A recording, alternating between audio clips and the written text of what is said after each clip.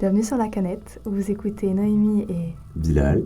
Pour parler du métier de vidéaste graphiste et auto-entrepreneuse qu'on a eu l'occasion de découvrir de très près grâce à notre professionnel Iris Cellier qui nous a gentiment accepté pour l'interviewer dans le cadre de notre web documentaire.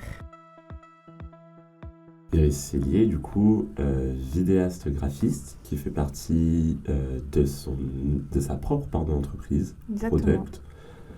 Product, petit big up d'ailleurs. D'ailleurs, oui, Product, si vous passez par là, encore merci de nous avoir accepté en interview, sachant que l'interview en plus s'est super bien passée. Exactement. Et qui nous a au final inspiré. Et c'est de ça dont le podcast va traiter aujourd'hui.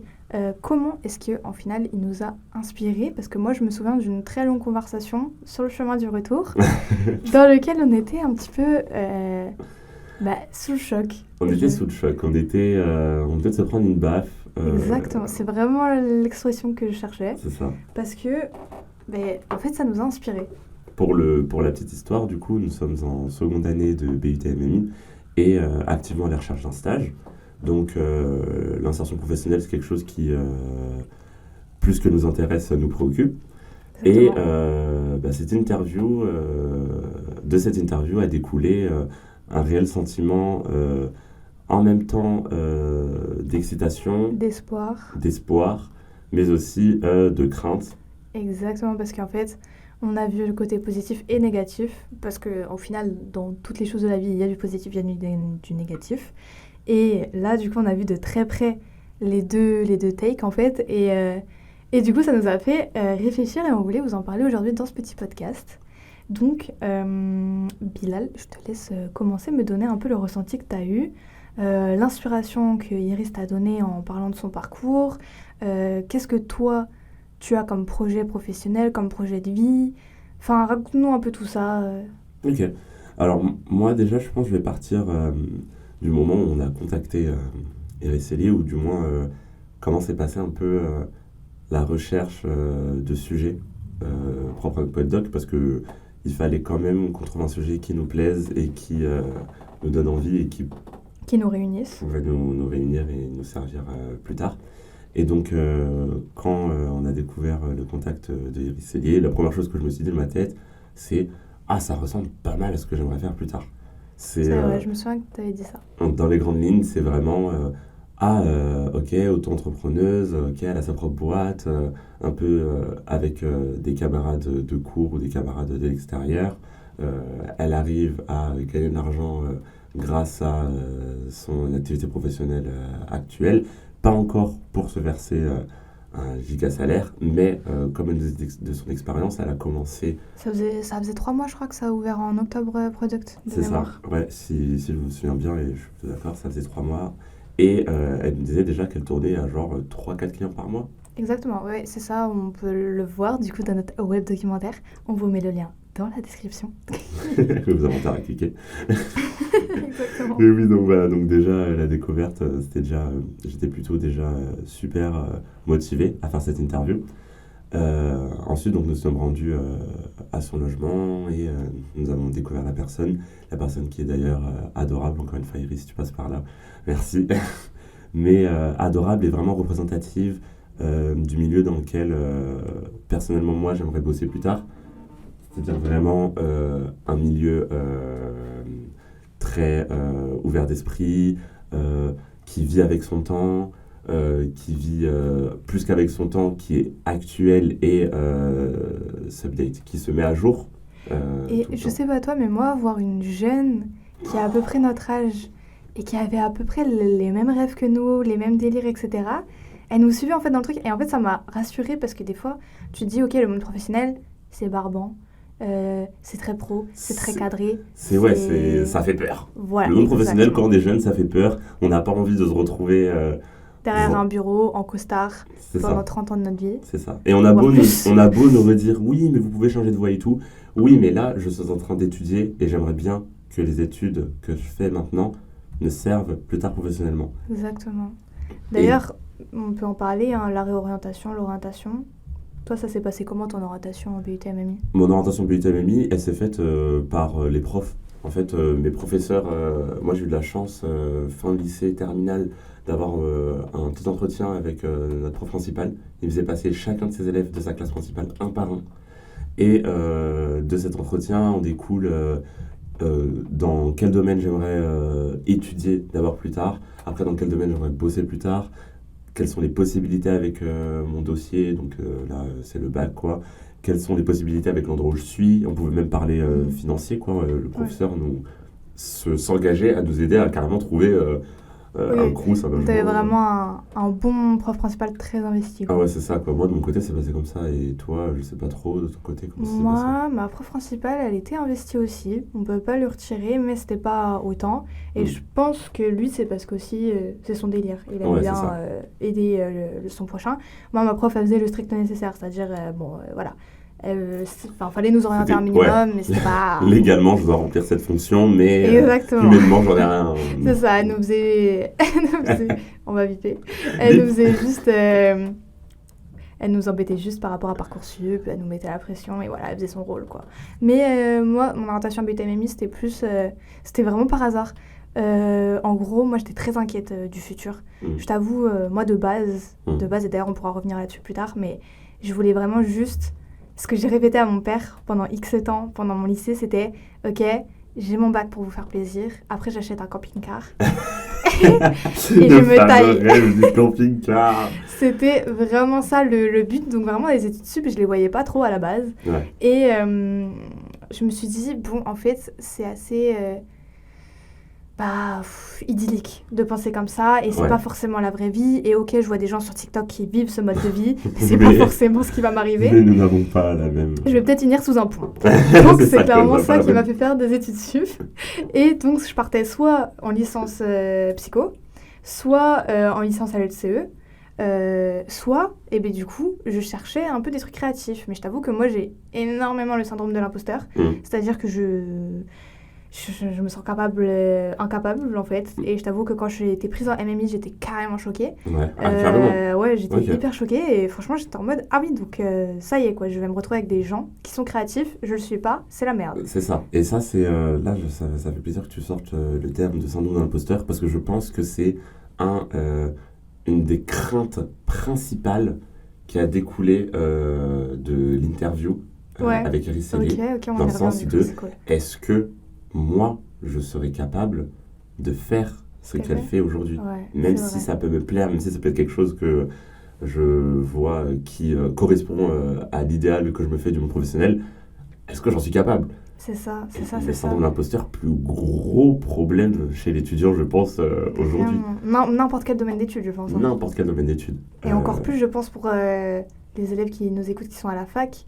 Tu fais rien de spécial, en fait. T'apprends juste sur le tas, et tu t'as tapé un syndrome de l'imposteur de ouf, quoi. Ouais, c'est ton bagage à toi. Est-ce que mon bagage à moi est suffisant pour l'attente professionnelle qu'il y aura après mes études ?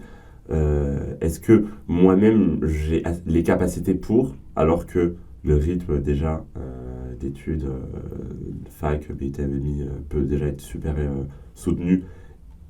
Est-ce que... Parce qu'elle nous parlait donc de 4 clients en un mois. Et moi, quand elle m'a dit ça, du coup, j'étais en mode ok. Et elle n'en vit toujours pas. Ouais. Ah, c'est vrai que ça. Et elle nous a dit qu'à peu près, on lui a demandé, donc comme vous pouvez le voir dans l'interview, dans notre webdoc, elle nous a clairement dit que ça prenait à peu près un client. Par exemple, si c'est de l'audiovisuel, ça va prendre 3 jours entre le tournage et la post-prod. Et pour tout ce qui est plus design, elle va se laisser jusqu'à 1 semaine. Quand tu sais que si tu dois faire un design plus de l'audiovisuel pour un seul client... Et encore, et plus la com, et plus la chat entre le client, comprendre ce que le client veut. Franchement, tu passes presque 1 semaine et demie. Facile. Un client. Donc moi, ça m'a un peu fait stresser. Dans l'ombre. Et d'ailleurs, je voulais te demander ce que tu en pensais. Je me suis dit, ok, parce qu'à un moment donné, elle nous a dit effectivement, pourquoi est-ce qu'elle s'est lancée en entreprise à elle, auto-entreprise ? Parce qu'elle voulait pas, et on pense la même chose, très clairement, c'est ce qu'on a dit au début, elle voulait pas se retrouver bloquée dans une entreprise, à être comme un robot, à faire ce qu'on lui dit de faire, tiens, suis la charte graphique, tiens, fais ça, et voilà. Elle voulait être libre. Et nous, on a la même ambition. C'est ça. Et je pense que pas mal d'étudiants en créa ont la même ambition. Mais du coup, je me disais, d'accord, elle a son auto-entreprise. Et d'ailleurs, Iris, si t'écoutes ce podcast, on aimerait bien la réponse de ce que tu penses. On a oublié de la poser pendant l'interview. Mais... On va te l'envoyer. Et en fait, je me suis dit, mais ok, t'es en auto-entreprise, c'est cool. T'as 4 clients par mois. Tu peux toujours pas en vivre, ok. Donc, tu acceptes en fait, les clients qui viennent à toi. Ouais.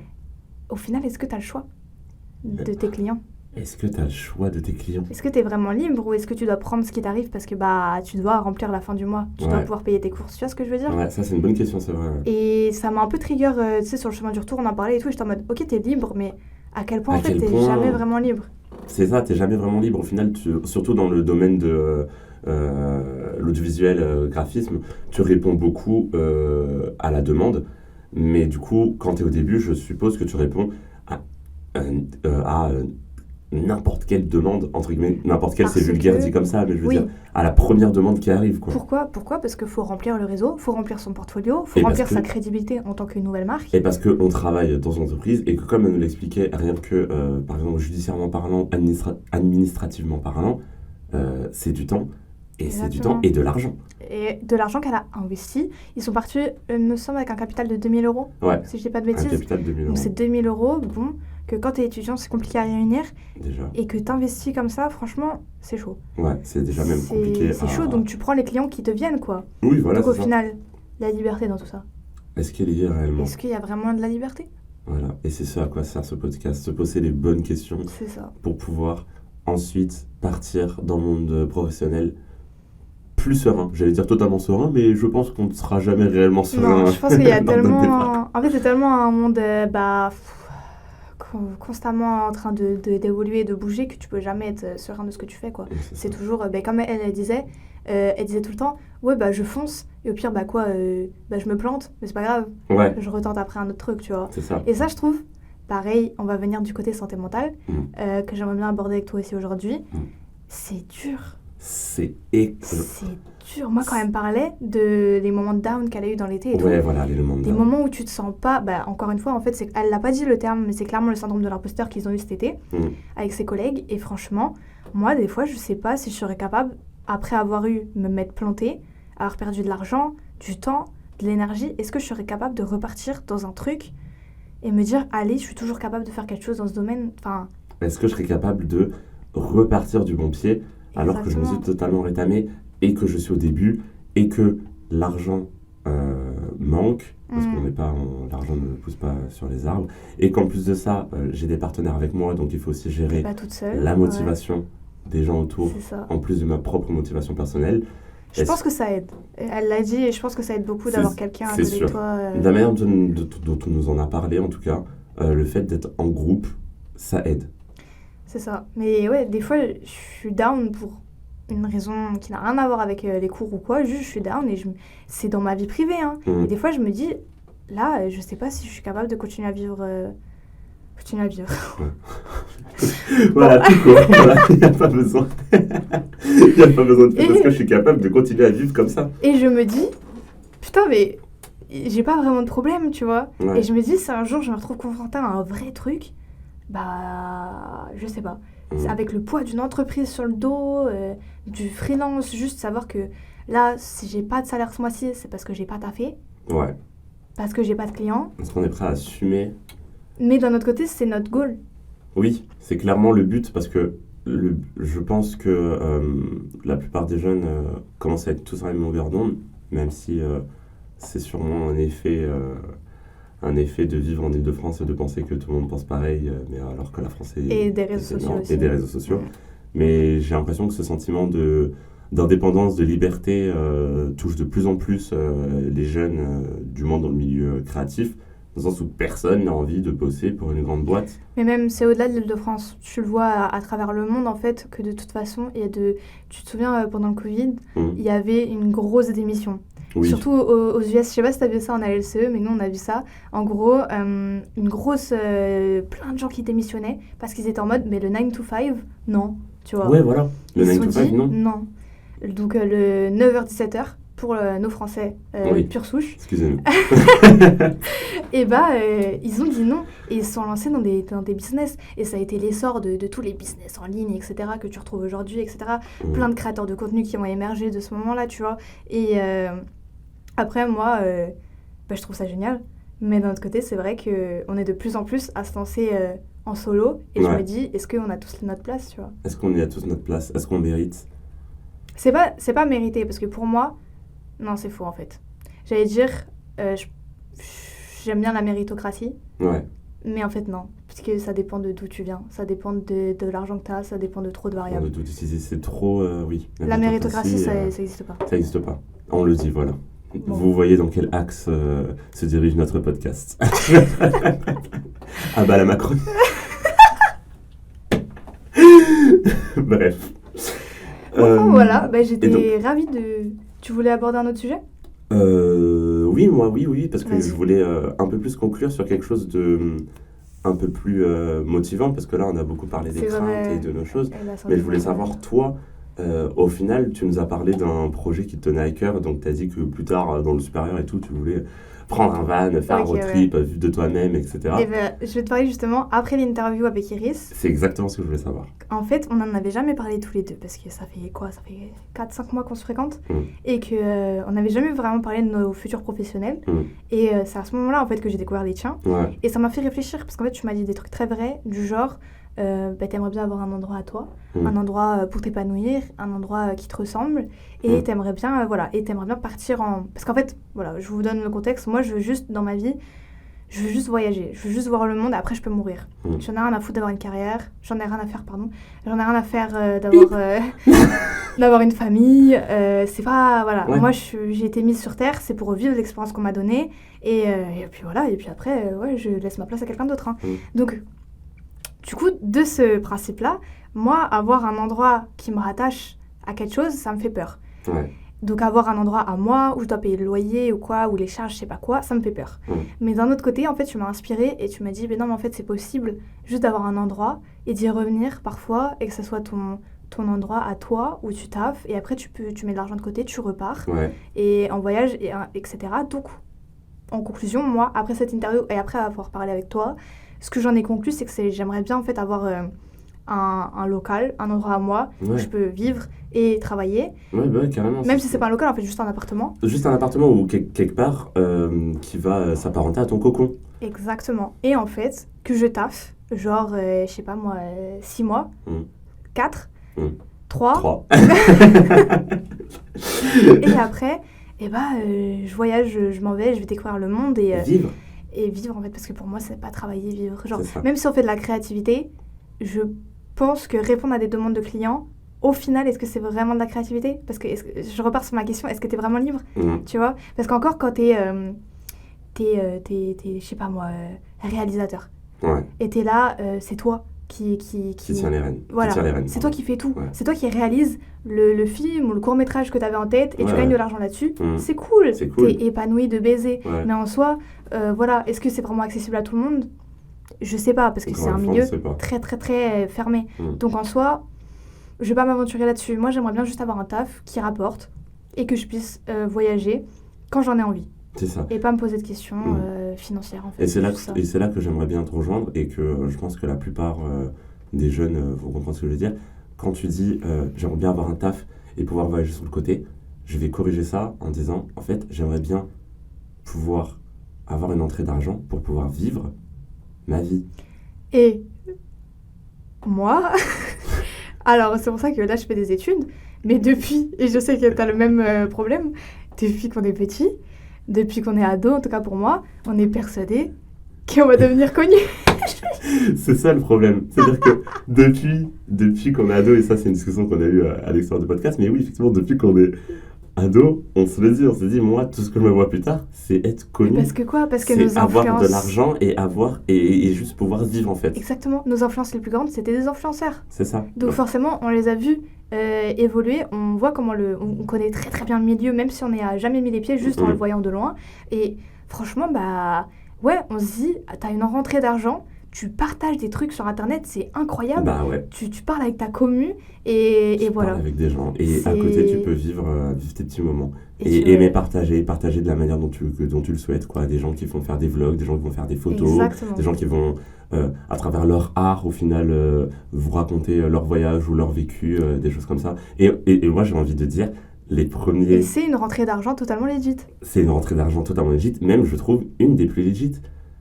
Bah, Ta vie. malheureusement, aujourd'hui, tu parles à des personnes plutôt âgées, ils vont pas te comprendre. Mm. Mes parents, quand Ah je oui, leur non, en mais ai oui. jamais parlé, Ah mais je oui. sais très bien leur réponse. Ils vont être en mode, non mais c'est pas possible. Oui, Tu peux pas juste faire des stories, faire des vidéos YouTube et faire des TikTok de 3 minutes et gagner 3000 euros par mois ouais. ou plus si tu fais des Et partenariats. sauf que si. Et tu peux. Et Ouais, tu peux vivre, voyager à ouais. côté. Mais on s'éloigne un peu du sujet. On s'éloigne un peu du On sujet. va revenir un peu sur Iris et conclure. Même conclure, oui, carrément. Donc, ce qu'on en retient de cette interview, pour ma part, c'est que du coup, ça m'a inspiré. Ça m'a fait comprendre que peut-être que ce serait une bonne idée d'avoir un pied-à-terre au lieu de tout lâcher et partir comme ça. Et que, ouais, effectivement, moi, j'étais toujours motivée. Ça m'a vraiment fait continuer dans ce domaine. Je me suis dit, ok, c'est vraiment là que je veux m'orienter parce que j'ai l'impression que c'est ce que j'ai toujours recherché et ce qui me représente le plus. Donc, c'était plutôt positif pour ma part. Et moi, pour conclure, pour mon ressenti à moi, je pense que j'ai quand même eu un gros sentiment on m'a beaucoup rassuré. Cette interview m'a beaucoup rassuré, Ouais. dans le sens où, en plus de ça, Iris a fait exactement la même formation qu'on est en train de faire, exactement au même endroit. C'est vrai qu'on l'a pas précisé. Et donc, ça a ajouté un sentiment de, ok, cette personne A réussi. a réussi, On en est sorti. et je suis en train de marcher sur les pas de cette personne. Ouais. Littéralement à 1 an, 2 ans C'est d'écart. ça, ouais. Donc c'est super, c'est incroyable déjà d'avoir pu avoir le ressenti d'une personne qui est passée par le même chemin que nous à 2 ans d'écart. Et c'est incroyable de se dire, waouh, c'est quelqu'un qui fait quelque chose qui me plaît, qui a au final un idéal professionnel qui me plaît, et cette personne a fait ce que j'ai fait, donc j'en suis capable. Même si- Très motivant. Même si voilà, on va quand même se dire, je suis pas comme Iris, Iris peut faire ci, moi je peux pas faire ça, mais Iris peut pas faire telle chose et peut-être que moi je peux les faire. Et Exactement, peut-être que parce moi que tout le monde est différent. peut-être que moi je trouverais au final ma lancée dans des choses que elle ne sait pas faire et moi sais faire et qu'on prendra un chemin différent. Mais à l'heure d'aujourd'hui, elle a fait ce chemin, elle a réussi. Donc c'est moi, motivant, je c'est suis inspirant. motivé à faire ce Exactement. chemin et réussir à mon tour. Et donc, sur ce, on va vous laisser donc, sur ce petit discours motivationnel. Et on vous invite, du coup, si vous êtes étudiant en créa ou même pas du tout, que juste ce secteur vous intéresse, on vous invite juste à aller voir donc, nos webdocs qui sont juste en dessous dans la description. Et puis, sur ce, on se laisse. Merci d'avoir écouté La Canette et à la prochaine. À bientôt!